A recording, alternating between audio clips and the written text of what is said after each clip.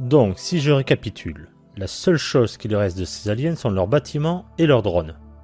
Mais si vous en retrouvez un peu partout, vous devez savoir s'ils sont déjà venus sur Terre. En effet. Mais on n'a jamais retrouvé une quelconque trace d'eux. En fait, même avec les bâtiments, il y a un problème. Une anomalie, si je puis dire. Une anomalie ? Ouais. Le problème étant qu'on ne peut dater aucun de leurs bâtiments. On arrive à noter une évolution architecturale qui s'est sûrement faite sur des millénaires, mais impossible de savoir de quand ils datent. Ils pourraient avoir disparu il y a 1000 ans comme il y a 1 milliard d'années, on n'en saurait rien. C'est quand même étrange que toutes ces installations fonctionnent encore sans que la nature ait essayé de reprendre ses droits. Dans des lieux abandonnés sur Terre, ça arrive en 20 ou 30 ans. Pourquoi pas là ? C'est une question sans réponse. Personne n'a pu découvrir pourquoi. Même les jardins semblaient entretenus. Et pourtant, il n'y avait aucune trace des voyageurs. C'était ainsi à l'époque en tout cas. Car entre-temps, nous avons réussi à voyager de plus en plus loin à travers les étoiles. Et nous avons pu retrouver la planète. Mais un peu plus de 400 ans plus tard, la végétation avait repris sa place. Ils auraient donc disparu peu de temps avant l'arrivée de Monsieur Iman. C'est aussi ce qu'on a pensé.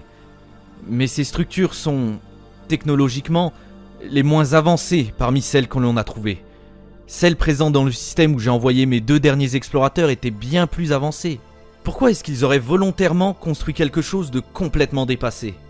C'est là la plus grande interrogation que nous avons sur les voyageurs.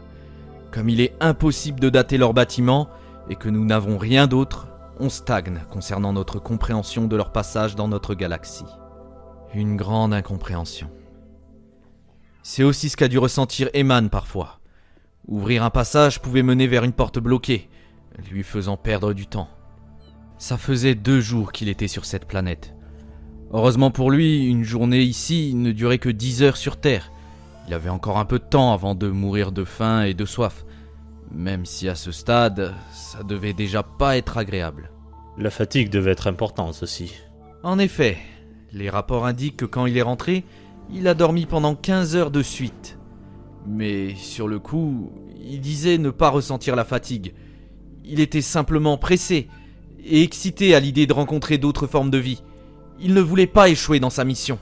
Et vous voyez, c'est ça dont les explorateurs sont capables. Ils peuvent aussi faire des choses extraordinaires. Je suis sûr qu'en continuant nos recherches, on pourrait découvrir Continuez encore... votre histoire, Monsieur Barré. Et arrêtez de divaguer, s'il vous plaît. Vous êtes pressé ?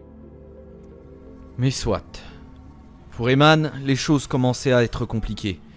Certaines énigmes devenaient vraiment dangereuses pour sa vie. Pour l'une d'entre elles, il a dû se cacher de plusieurs drones de défense.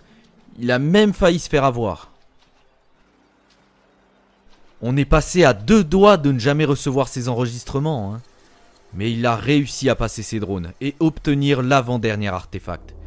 Sa seule déception est de ne pas encore avoir trouvé le dernier cube pour compléter l'hologramme du jardin. Il ne lui restait plus que l'artefact triangulaire à récupérer.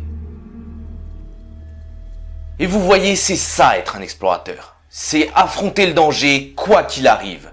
On ne doit jamais reculer, toujours Je avancer vous arrête vers... tout de suite, Monsieur Barré. Il semblerait qu'il y ait un malentendu. Je ne suis pas ici pour sauver votre entreprise ou vous ramener de nouveaux explorateurs en échange de ces informations. Pardon ? Il n'a jamais été question de ça. Coupons la caméra un instant. Il est temps de mettre les choses au clair.